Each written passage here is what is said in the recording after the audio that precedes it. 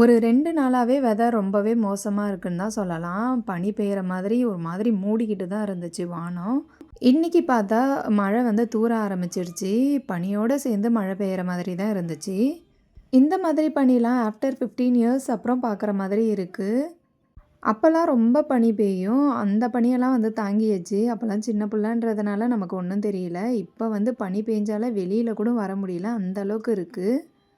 இன்னைக்கு ஒரு சிம்பிளான பிரேக்ஃபாஸ்ட்டு தான். ராகி சேமியா இருக்கு இல்லையா? அத வச்சு ஒரு புட்டு மாதிரி தான் வந்து பண்ணியிருந்தேன். இந்த பிரேக்ஃபாஸ்ட் வந்து பண்ணுறதுக்கு கிட்டத்தட்ட ஒரு 5 மினிட்ஸ்லேருந்து 10 மினிட்ஸ்க்குள்ள தான் ஆகும். அதுக்கு ராகி சேமியாவ தண்ணி முழுகுற அளவுக்கு நல்லா ஊற வச்சிடணும். அது 2 to 3 மினிட்ஸ் ஊறினா போதும். அதுக்கப்புறம் அத நல்லா தண்ணி இல்லாம வடிகட்டிட்டு, இந்த மாதிரி இட்லி குக்கரில் வேக வச்சு எடுத்துக்கணும்.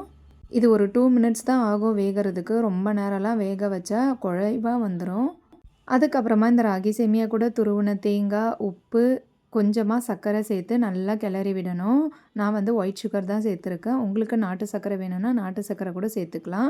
இந்த சர்க்கரையோட ஸ்வீட்னஸ் வந்து நல்லா இறங்கி வர்றதுக்கு இது நல்லா கலர்னதுக்கப்புறம் ஒரு 5 மினிட்ஸ் விட்டு அதுக்கப்புறம் சாப்பிட்டோன்னா ரொம்பவே டேஸ்ட்டாக இருக்கும். ஃப்ரெண்டு ஒரு 4 முருங்கைக்காய் வந்து கொடுத்துருந்தாங்க. சரி அத வந்து கட் பண்ணி ஃப்ரிட்ஜில் ஸ்டோர் பண்ணி வச்சுடுவோம் அப்படின்ற மாதிரி தான் அடுத்த ஒர்க் வந்து பண்ணிட்டு இருந்தேன்.